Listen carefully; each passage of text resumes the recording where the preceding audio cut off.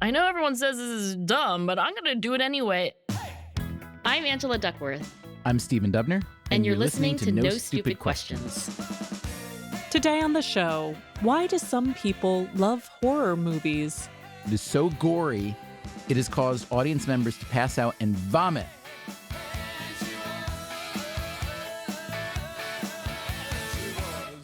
Angela, we have a listener email from Skyo who writes to say, why are people into horror movies? I couldn't for the life of me bring myself to watch one from start to finish. By the way, Skyo, I am so on your side. Anyway, Skyo wants to know, what is the psychology behind fear-seeking when there exist many other ways to experience stimulation?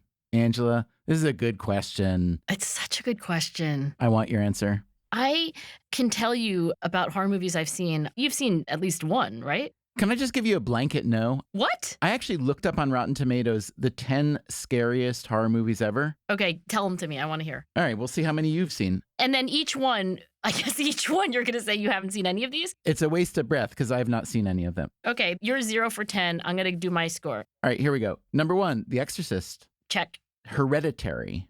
No. That's from 2018. The Conjuring from 2013. Nope. The Shining. Yes. Texas Chainsaw Massacre. Nope. The Ring. I did not see that. Halloween. Yes. Insidious. No. And let's see, this is capital IT. I can't tell if that's supposed to be it or if it's actually IT. It's it. Stephen King. I mean, I think IT can be pretty scary. No, this is not your system crashing. That I would watch, Angela. Okay, so you've seen about, what, 4 or so? Was that the list? Was that all? Yeah, that's the list. That's 10. I was also going to say like Poltergeist, Carrie, Silence of the Lambs. Okay, so with a different list, you would have had a higher hit rate. But Skyo and I are on team do not watch horror films. Okay, it's complicated, Stephen. I just want to tell you, I'm now on your team. What do you mean? I realized listening to that list that any of the more recent horror movies, really there's almost zero chance that I've seen them because I'm in my 50s now and I do not watch horror movies now. I don't think I watched them in my 40s and I don't think I watched them in my 30s either. So it was really like a teenager, young 20s thing. So I have to say, you fit the data really, really nicely. Horror film numbers are up lately over the past 5 or 6 years, but they're still relatively low. So as a share of all ticket sales, I guess this is assuming that people actually go to theaters to watch movies. So we may actually be dealing with a different population too, because it may be that there are people who watch a lot of horror films at home and not in theaters. Right. But it looks as though horror films represent 10% of all tickets sold. Now, it could also be that only 10% of films made are horror films. That may be fairly representative. But if you look at age, it's definitely a younger person's game. So it's probably not so surprising that neither you or I are seeing any lately. I think it's also not surprising because the feature of behavior called sensation seeking, like, hey, let me try that. I've never done that before. I know everyone says this is dumb, but I'm going to do it anyway.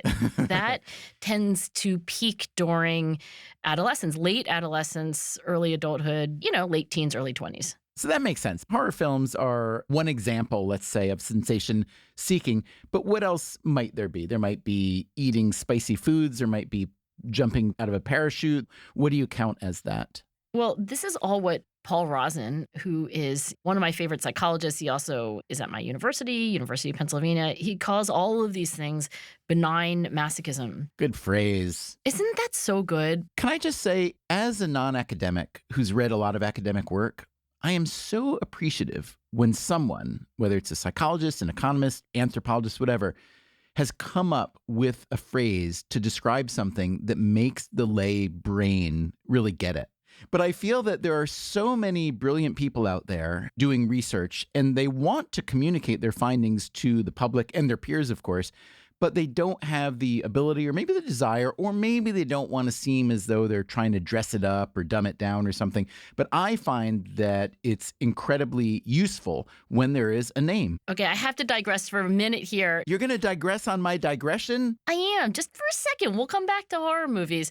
But growth mindset is a pretty sexy phrase, right? Absolutely. And now if you ask a CEO or a head of a PTA committee at your kid's school, they probably know what a growth mindset is.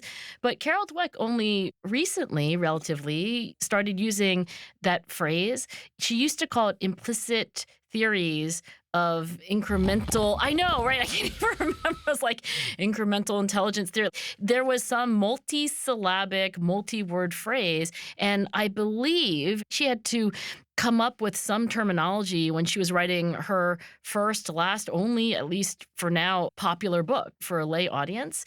And, implicit theories of intelligence and, incremental versus whatever, these were not going to fly. And so growth mindset ended up being the terminology we all know and love today. So I agree with you. And can I just say, I don't mean to disparage any academics who don't come up with a phrase to describe an idea or a theory or their work overall. And I realize that for the most part, people like you, Angela, academic researchers, are writing primarily for each other in journals. Now, we've talked about how journal writing typically is, what's the word? Horrible, maybe? Yeah, I think we use the word horrible. Yes. It's not writing that the average person would forget about enjoy, but even comprehend. So I just do want to say to all of our academic listeners out there that I, as a medium-informed layperson, really do appreciate when you take time to essentially label your idea in a descriptive way, because I think it leads to a lot more interest and therefore understanding and therefore theoretically application of that idea into fruitful policy and so on. Well, not only have you just sent Paul Rosin and his collaborators a little Stephen Dubner thank you note, you're going to want to keep that stationery out because this is the title of their paper. I love this title, Glad to be Sad, and Other Examples of Benign Masochism. That is good. Which was published in the not-so-sexily named Judgment and Decision-Making Journal. But isn't that great? Glad to be sad. So what Paul Rosin wants to argue is that he can explain not only going to watch, The Exorcist, but also why you would get on a roller coaster, why you would listen to sad music, why you would eat really spicy hot sauce. The list goes on. In fact, he had people rate on a scale from, I think, 0 to 100, how much they would want to do these things that are, on the face of them, things that you shouldn't want to do because all of these emotions that these activities produce are negative emotions. Yeah. So I want to tell you what the subscales are on this. Let's start with fear. That's one subscale. Sadness is another. Sad movies, sad novels, sad music, etc. The sensation of burning, particularly food. So, spicy food, and then all the things that it makes you do, like cry and sweat and so forth. There's a disgust subscale. Of course, Paul Rosin is beloved for his... The king of disgust. The pioneer of the psychology of disgust. But, like pinching pimples. Oh. Or looking at disgusting images. You're like, oh my God, come here. You have to check this out. And then you keep scrolling through more. You keep scrolling through. I don't keep scrolling through. Oh, come on. You've never done that? I don't. You've never gone on YouTube and watched people pop these huge zits. Believe it or not, I haven't. Was it just me?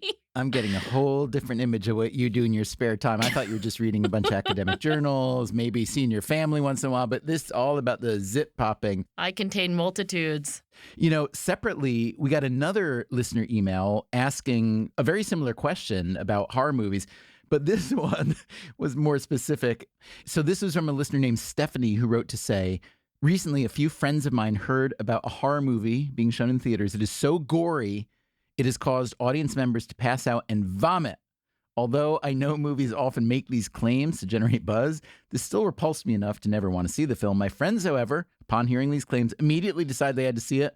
When they went, someone sitting a few seats away from them did throw up about 15 minutes in, followed by at least one other person later in the movie. So my question, Stephanie writes, is why are many people drawn to consume media that they are pretty certain will horrify, disgust, and possibly traumatize them on a deep level? I was so intrigued by this email that I wrote back to Stephanie to ask her what was the movie. The movie is called Terrifier 2, she says. And then she added, please don't watch it. I feel guilty for putting you onto it. And whatever you do, don't show it to Angela. She must be protected. Wait, I want to see Terrifier 1 and 2. What are you talking about? Of course you do. Gory movies, by the way, on the Paul Rosen scale, for whatever reason, did not quote unquote load with the horror movies. And what I mean by that is, I told you that he was asking people, like, on a scale from 0 to 100, like, how much do you like these activities, even though the emotion that they produce is negative? What loading means is, like, does that item, in this case, gory movies, does that correlate with the other items on the fear scale? And you're saying gory and fear don't correlate. Or they don't correlate enough. They probably correlate, but they don't hang together as much as you think.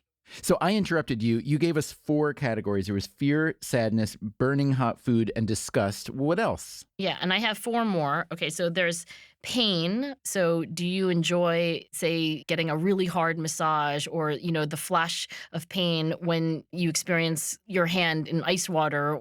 There's the alcohol subscale, and this is in particular beer and scotch. I think I can get on board with this subscale. An attraction to those represents what? I think in this case, the argument is that these are bitter or burning, right? I think scotch has like... Unless you think they're just delicious. Well, one way you can think about these things is that in many cases, babies would not like these things, right? Like babies don't like pain. They don't like fear. I tried so hard to get my babies to drink scotch and they were just terrible at it. Yeah, well, so there you figured it out. You didn't need a random assignment study for that one.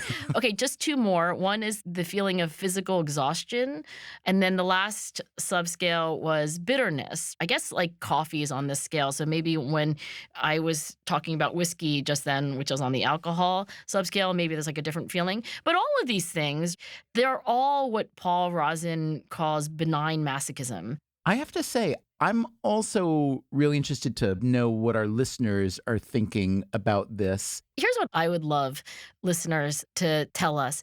Since nobody, including Paul Rosen, thinks they have a complete explanation for benign masochism, it's an open question. Why do you think people watch horror movies, eat spicy foods, go on roller coasters, listen to Whitney Houston sing I Will Always Love You? Why do we do these things? I put in the Whitney Houston plug because it's sad. Not just because you don't like Whitney Houston. No, I love Whitney Houston, but sad. I see. So anyway, I'd love to hear theories of benign masochism. You can send us a voice memo. Just use your phone, the voice memo app, make a nice, quiet recording.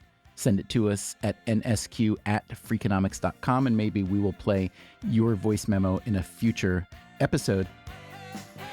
Still to come on No Stupid Questions. Would Aristotle have been a fan of horror movies? Such productions, the great philosopher argued, serve to purge viewers of their pent-up emotions. Kind of like a pimple being squeezed.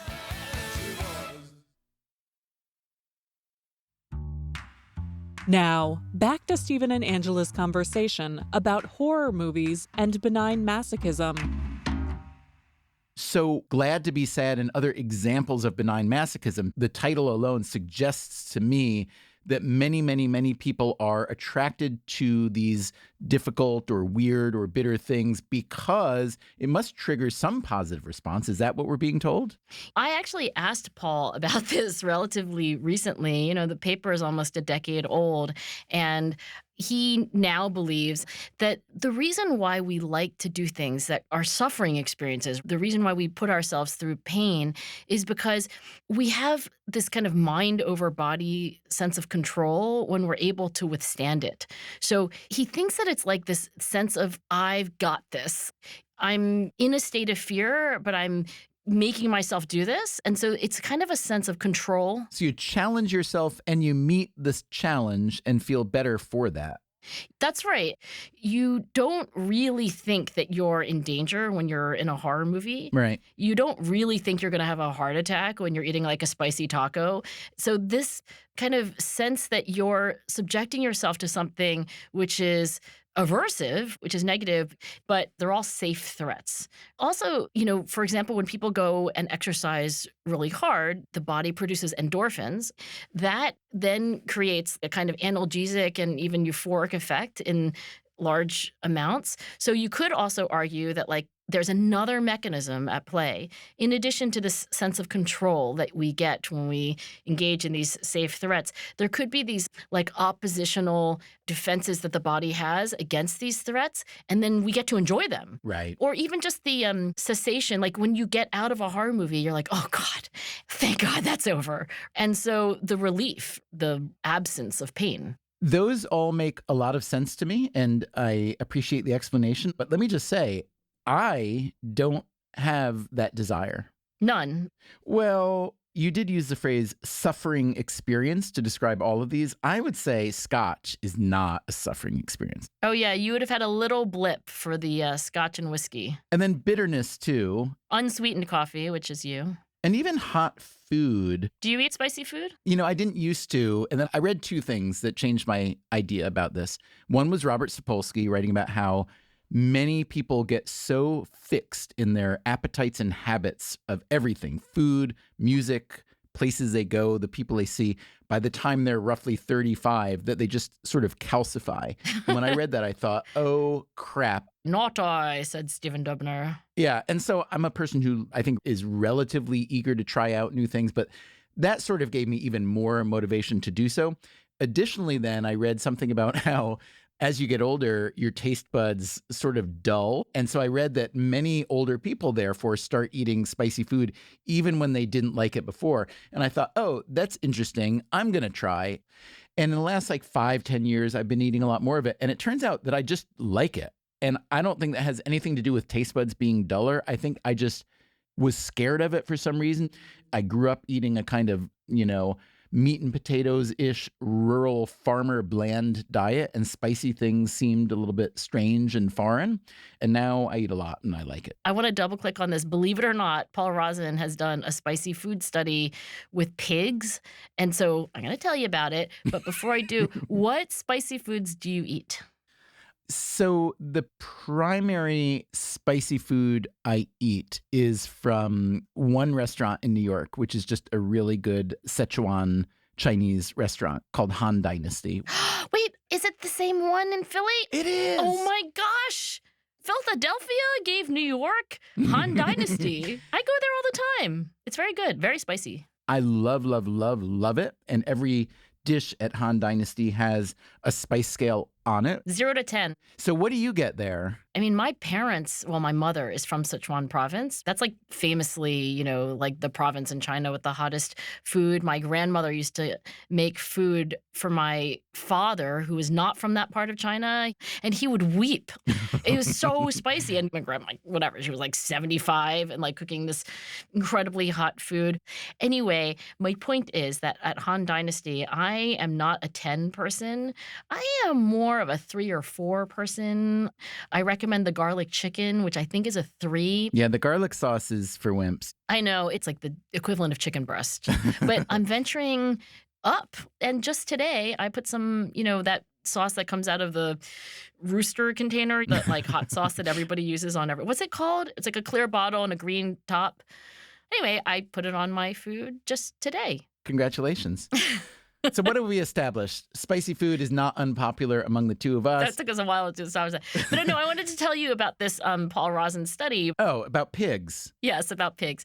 But here's what Paul Rozin did. And I think it underscores this idea that benign masochism, like so many other things, has to be multiply determined. It can't just be the pleasure of escaping a safe threat or relief from pain. So Paul wondered how it is that we end up eating spicy food, because around the world, even in the province of Sichuan or the country of Mexico, where there's this long, proud tradition of adults eating spicy food, babies and very young children don't, and they don't like it. No baby likes Sichuan peppercorns. Or scotch, as we've established. Or scotch, as Stephen has established with his own children. So what Paul was inspired to do, because I think at the time he was in Mexico, but I'm not 100% sure, and he was living in this rural village, and he noticed that the families would feed their pigs by just throwing out the slop of what was left over. Spicy slop. And then he thought to himself, well, how does a piglet learn to eat hot food? Do they like the hot food, or are they just hungry? So what he did, and I think he did this with Cheetos. So he would take a Cheeto and he would put hot sauce on it. Basically Paul made up his own flaming hot Cheeto. He should get credit for this. In the control condition, he just had the plain one. And then he would put them next to each other in the yard where the pigs were. He wanted to see which one it preferred, which one it would eat first. And to his surprise, over and over again, these pigs preferred the non-spicy Cheeto. They had lived for a long time on the spicy food, but clearly they didn't like it.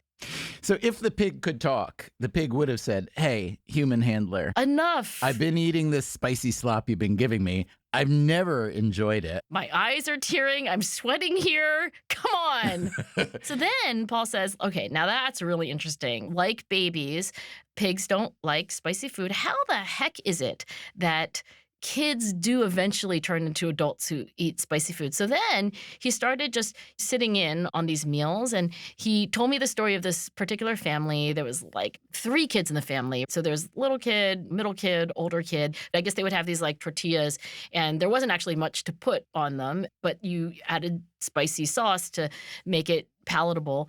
And then just as you would go down in age, the pattern was that the child would eat less and less of the spicy food. And what he saw was that the littlest kid would just like take their tortilla and then, like all little kids, look to the older ones and just see what they were doing. But he speculated that when we have a role model, when we have a higher status person in our midst who does something like eat spicy food, watch a horror movie, go on the internet and look at disgusting pimple pictures, whatever it is, we can learn that that is something that we should like. And this generally gets to a topic that Paul has been obsessed with for his whole life, which is like, how do we come to like what we like? To me, the dividing line is the things that are put in front of us, like the pigs and the kids, and the things that we seek out, like the horror films. I can see how we're adaptable so that when things are put in front of us and when we have no choice set, really, we habituate to things, even though the pigs were probably not very happy about it. But like to go to the trouble to make plans to go to a movie that I know I'm going to hate, that would make no sense for me. So then I realized, well, there are people who plainly really love that enough to go out of their way to do it.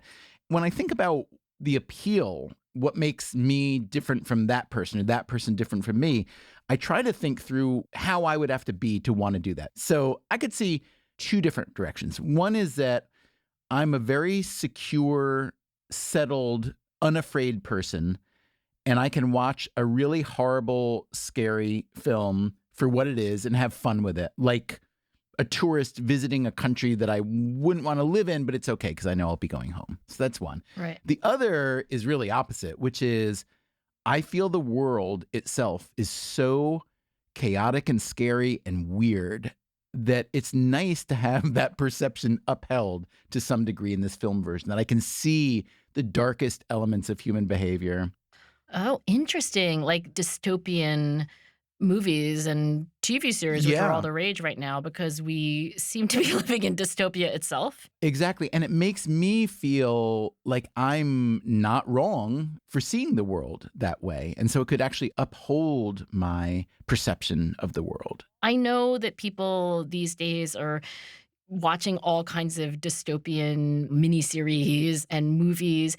I hate them. I'm like, oh my gosh, life is hard and the world is melting. The last thing I want to do is sit on the couch and watch disaster unfolding on the screen. So let me ask you this. If you avoid that kind of, we'll call it horror, dystopia, or whatever, do you also avoid news about terrible things?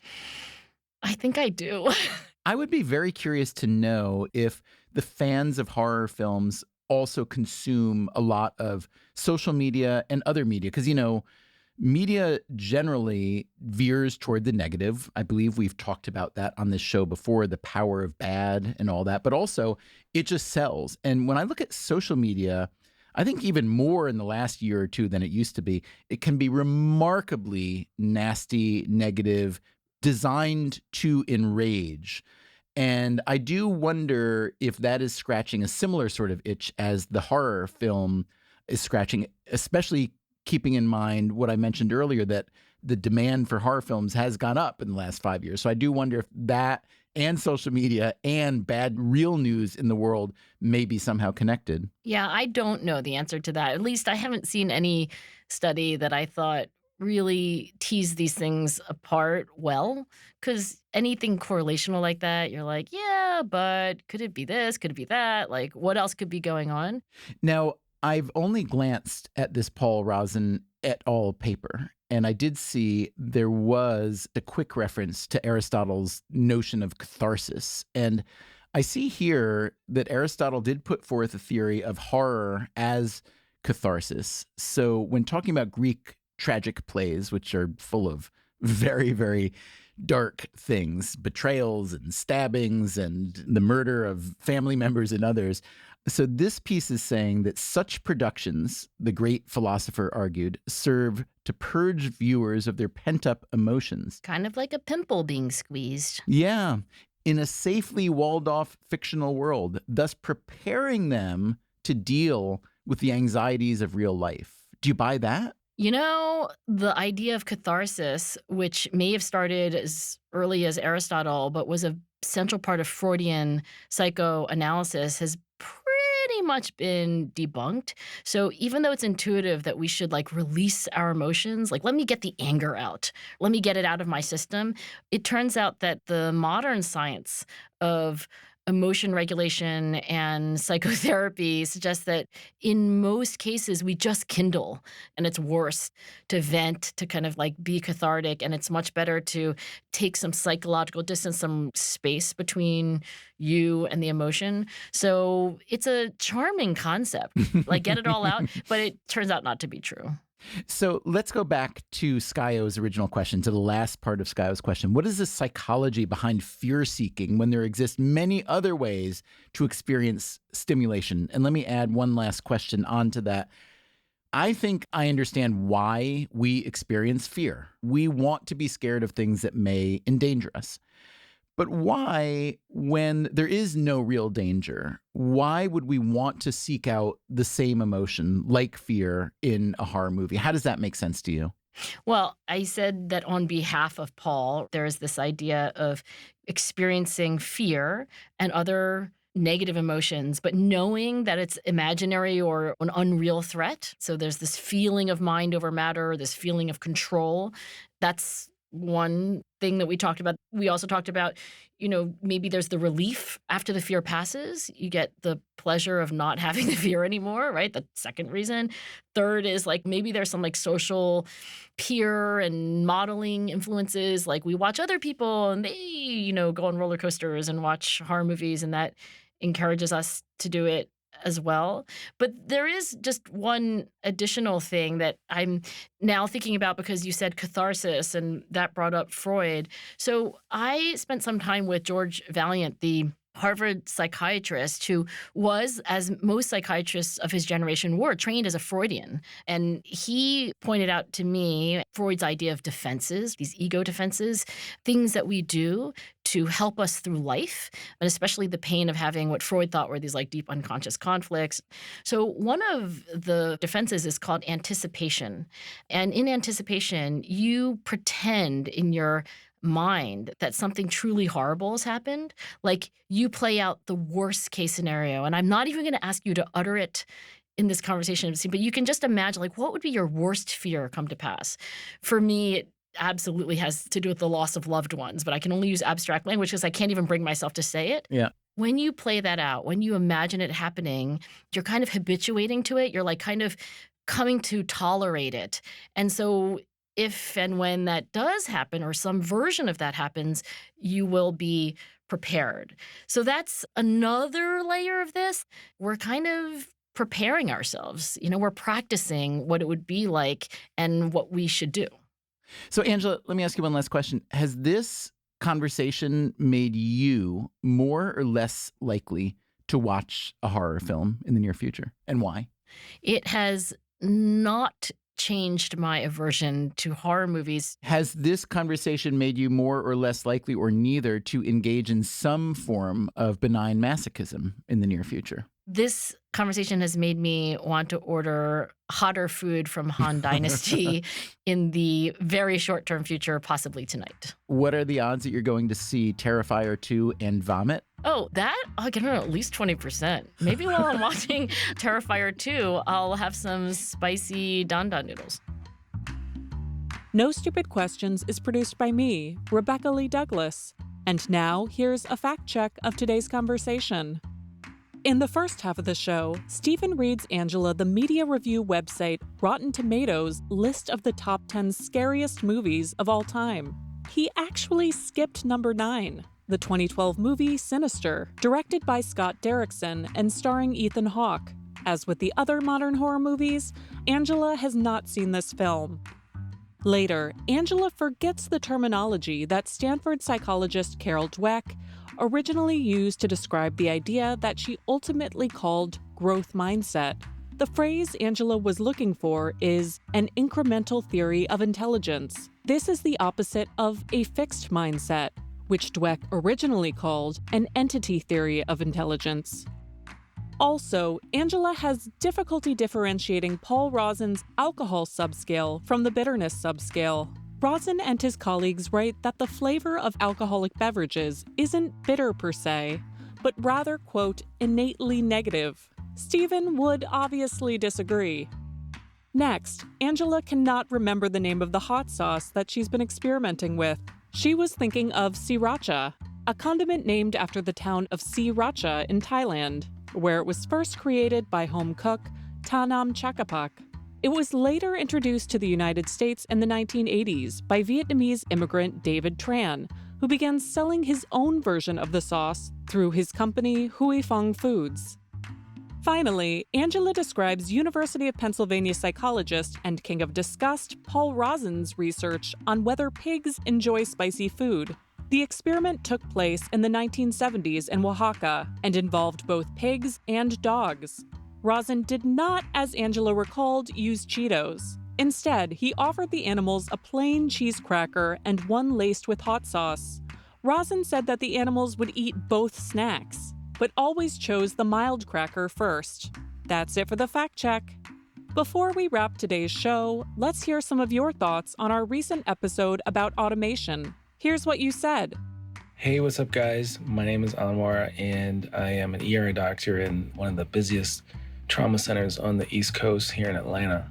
I would love to see a lot more automation in my life, particularly with these two things. One being more autonomous driving. I think if people really had an idea of the amount of carnage and dead bodies that I've seen over my career, they would probably be more sensitive to letting the cars drive themselves on the highways. Humans are awful drivers. The number two thing is radiology reads. You guys kind of mentioned it.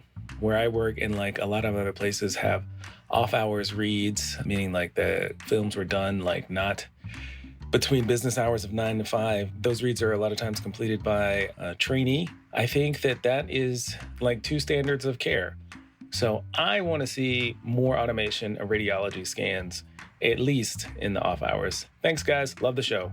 Hi, NSQ team. Today I listened to your show about algorithms. I see a lot of uses for them, but one of the hardest things about those algorithms comes when they try to tell you not only who you are, but who you are compatible with.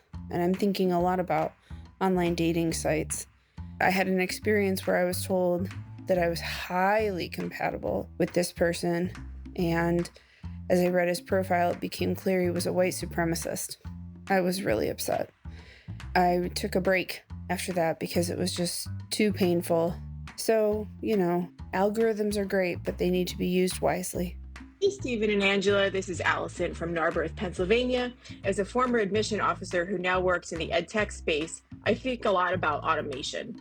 The idea of devising an algorithm to read applications or letters of recommendation may be intriguing to bleary-eyed admission officers who often work late nights and weekends reading applications. However, with the sticker price of highly selective colleges, I can't imagine the parent of a student being satisfied knowing their kid's application was even partially read by a robot.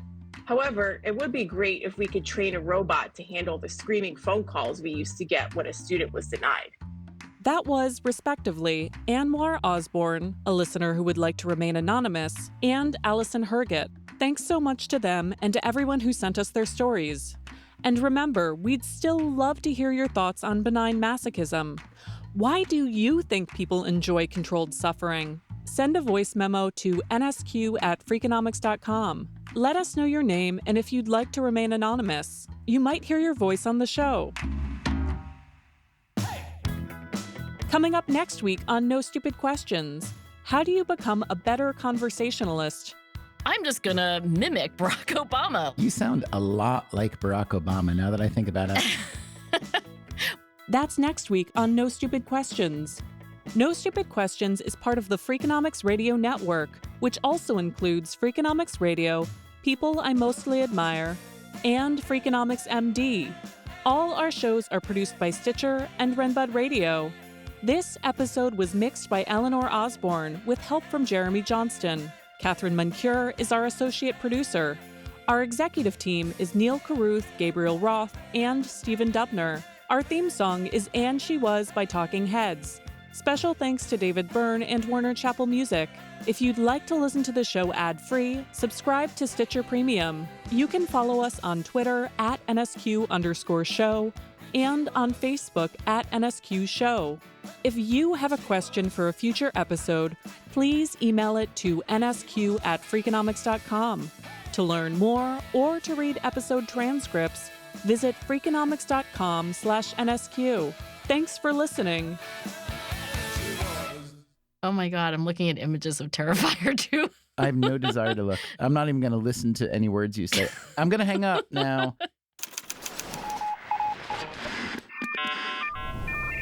The Freakonomics Radio Network, the hidden side of everything. Stitcher.